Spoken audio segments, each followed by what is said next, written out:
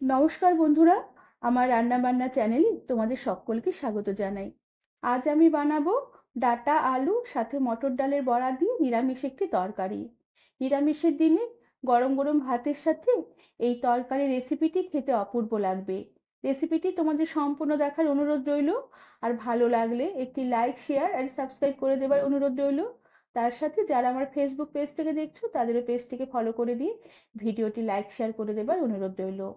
আমি এখানে ডাঁটা আর আলু কেটে নিয়েছি।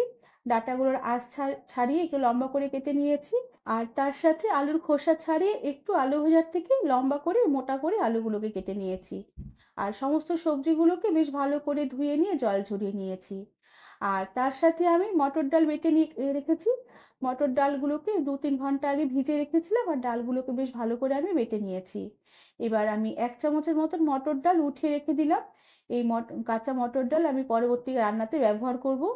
এবার এই ডাল বাটাতে অল্প একটু নুন, অল্প একটু হলুদ গুঁড়ো, আর তার সাথে অল্প করে একটু চিনি, আর তার সাথে 1 চামচের মতন সাদা তেল, আর অল্প করে একটু বেসন, এই 1 চামচের মতো বেসন দিলাম, আর 1 চিমটির মতন কালো জিরে দিলাম। এবার সমস্ত কিছু চামচ দিয়ে বেশ ভালো করে আমি মাখিয়ে নেব। মিশিয়ে নিয়ে হাত দিয়ে বেশ ভালো করে সমস্ত মিশ্রণগুলোকে বেশ ভালো করে আমি ফেটিয়ে নেব।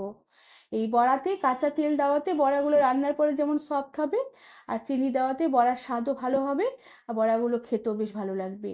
আর সমস্ত ডালের মিশ্রণটাকে বেশ ভালো করে হাত দিয়ে ফেটিয়ে নিতে হবে। যত ভালো করে ডালের মিশ্রণটা ফেটাবো, বড়াগুলো তত তত সফট হবে, খেতেও বেশ ভালো লাগবে।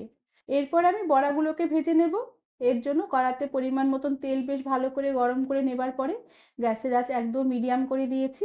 আর সমস্ত ডাল বাটাগুলো থেকে একটা একটা করে বড়া তেলে দিয়ে একটু উল্টে পাল্টে হালকা লাল লাল করে ভেজে নেব। তবে বড়াগুলোকে খুব একটা কড়া করে ভাজবো না।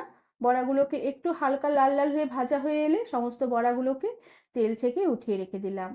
এরপর এই কড়ার তেলেই আমি কেটে রাখা ডাঁটা আর আলুগুলোকে দিয়ে দিলাম। এবার এই ডাঁটা আলুতে অল্প করে একটু নুন ছিটে ছড়িয়ে দিলাম, সাথে অল্প করে একটু হলুদ গুঁড়ো ছড়িয়ে দিলাম। এবার এই সমস্ত ডাঁটা আর আলুগুলোকে কিছুক্ষণ একটু নেড়ে চেড়ে নেব, আর হালকা লাল লাল করে ভেজে নেব। ডাঁটা আর আলু হালকা লাল লাল হয়ে ভাজা হয়ে এলে সমস্ত ডাঁটা আর আলুগুলোকেও কড়া থেকে বেশ ভালো করে তেল ছেঁকে উঠিয়ে রেখে দিলাম। এরপরে কড়াতে আবারও পরিমাণ মতন তেল দিয়ে দিলাম। তেল বেশ গরম হয়ে উঠলে একটি তেজপাতা আর একটি শুকনো লঙ্কা ছিঁড়ে ফোড়ন দিলাম। তার সাথে খানিকটা রাঁধুনিও ফোড়ন দিলাম। এবার ফোড়নটাকে কিছুক্ষণ একটু নেড়ে চেড়ে নেব। ফোড়নটা ভাজা হতে হতে ততক্ষণে আমি এই তরকারির জন্য একটু মশলা বানিয়ে নেব।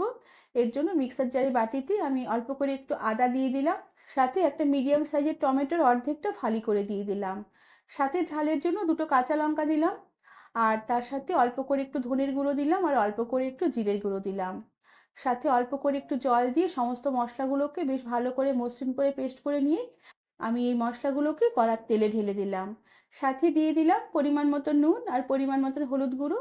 তার সাথে অল্প করে একটু কাশ্মীরি লঙ্কার গুঁড়ো দিলাম, এতে কালারটা বেশ তরকারির ভালো হবে।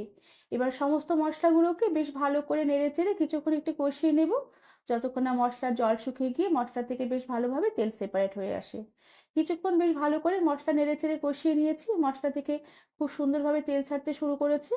এবার যে আমি ডাল বাটা 1 চামচ তুলে রেখেছিলাম, সেই মটর ডাল বাটা 1 চামচ মশলাতে দিয়ে দিলাম।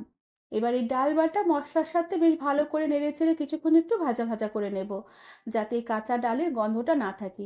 কিছুক্ষণ মশলার সাথে ডাল বাটা বেশ ভালো করে একটু নেড়ে চেড়ে ভাজা ভাজা করে নিয়েছি। এবার যে বাটিতে মশলা তুলে রেখেছিলাম সেই বাটিটা ধুয়ে অল্প করে একটু জল দিয়ে দিলাম। জল দিয়ে ডাল বাটার মশলার সাথে বেশ ভালো করে আবার নেড়েচেড়ে একটু মিশিয়ে নেব। এরপরে যে ডাঁটা আর আলু আমি ভেজে তুলে রেখেছিলাম, সে ভাজা ডাঁটা আর আলুগুলোকে এই মশলাতে দিয়ে দিলাম। এবারে ডাঁটা আলুগুলোকে মশলার সাথে আবারও বেশ ভালো করে নেড়েচেড়ে কিছুক্ষণ একটু কষিয়ে নেব। এরপরে গ্যাসের আঁচ কম করে দিয়ে ঢাকা দিয়ে রেখে কিছুক্ষণ আমি মশলা ডাঁটা আলু একসাথে রান্না হতে দিলাম। এতে মশলাগুলো যখন ভালো করে কষানো হবে, ডাঁটা আলুগুলো বেশ তাড়াতাড়ি মজে আসবে, আর মশলার ফ্লেভারগুলো ডাঁটার আলুর মধ্যে বেশ ভালোভাবে ঢুকে যাবে। কিছুক্ষণ পরে ঢাকনা খুলে দিলাম। মশলা থেকে জল বেশ অনেকটাই শুকিয়ে এসেছে, ডাঁটা আলু বেশ অনেকটাই মজে এসেছে। এবার আমি স্বাদের ব্যালেন্সের জন্য অল্প করে একটু চিনি ছড়িয়ে দিলাম। চিনিটা এখানে দিতেই হবে, যেহেতু নিরামিষ তরকারি আর ডালের বড়ার তরকারি, চিনি দিলে খেতে বেশ ভালো লাগবে। চিনিটা দেওয়ার পরে আবারও সবকিছু বেশ ভালো করে নেড়েচেড়ে মিশিয়ে নেব। আরও কিছুক্ষণ কষিয়ে নেবার পরে এবার আমি ঝোলের জন্য পরিমাণ মতন জল দিয়ে দিলাম।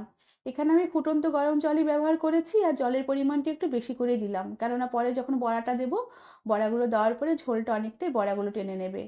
এবার বেশ ভালো করে নেড়েচেড়ে মিশিয়ে নেব আর গ্যাসের আঁচ কম করে দিয়ে ঢাকা দিয়ে রেখে কিছুক্ষণ আলু আর ডাঁটা রান্না হতে দেব। কিছুক্ষণ পরে ঢাকনা খুলে দিলাম। ঝোলটা অনেকটাই ফুটে ঘন হয়ে গেছে আর ডাঁটা আলু বেশ অনেকটাই সেদ্ধ হয়ে গেছে।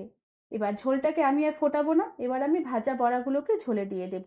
কেননা ভাজা বড়াগুলোকে ঝোলের মধ্যে দিলে ঝোলটা আরও অনেকটাই টেনে যাবে। এবার বড়াগুলোকে ঝোলের মধ্যে দিয়ে একটু নেড়ে চেড়ে নেব। এরপরে আমি এই ঝোলের উপরে অল্প করে একটু গরম মশলার গুঁড়ো ছড়িয়ে দিলাম আর অল্প করে একটু ঘি ছড়িয়ে দিলাম। যেহেতু নিরামিষ তরকারি একটু ঘি গরম মশলা দিলে খেতে বেশ ভালোই লাগবে। এবার সব কিছু বেশ ভালো করে নেড়ে চেড়ে মিশিয়ে নেব আর এরপরে একটা চেরা কাঁচা লঙ্কা দিয়ে গ্যাসের আঁচ কম করে দিয়ে ঢাকা দিয়ে রেখে প্রায় মিনিট খানিকের মতো রান্না করে নেব। এরপরে গ্যাসের আঁচ একদম বন্ধ করে দিয়ে আরও 2 মিনিটের মতো স্ট্যান্ডিং টাইমে রেখে দেওয়ার পরে কড়ার ঢাকা খুলে নেব। আর বড়াগুলো দেওয়ার পর এভাবে রান্না করলে একটা বড়া গলে যাবে না, গোটা গোটা থাকবে, অথচ বড়াগুলোর মধ্যে রস বেশ ভালো করে ঢুকে যাবে। বন্ধুরা, আমার আজকে নিরামিষ ডালের বড়ার তরকারি রেসিপিটি তোমাদের কেমন লাগলো আমাকে তোমরা কমেন্ট করে জানাবে। ভালো লাগলে একটি লাইক, শেয়ার আর সাবস্ক্রাইব করে দেবার অনুরোধ রইল। তার সাথে পাশে থাকা বেল আইকনটি প্রেস করে দেবে যাতে আমার সব নতুন ভিডিও নোটিফিকেশন সবার আগে তোমাদের কাছে পৌঁছে যাবে। আজ তাহলে আসি, পরে আবার একটি নতুন রেসিপি নিয়ে দেখা হবে। ধন্যবাদ বন্ধুরা।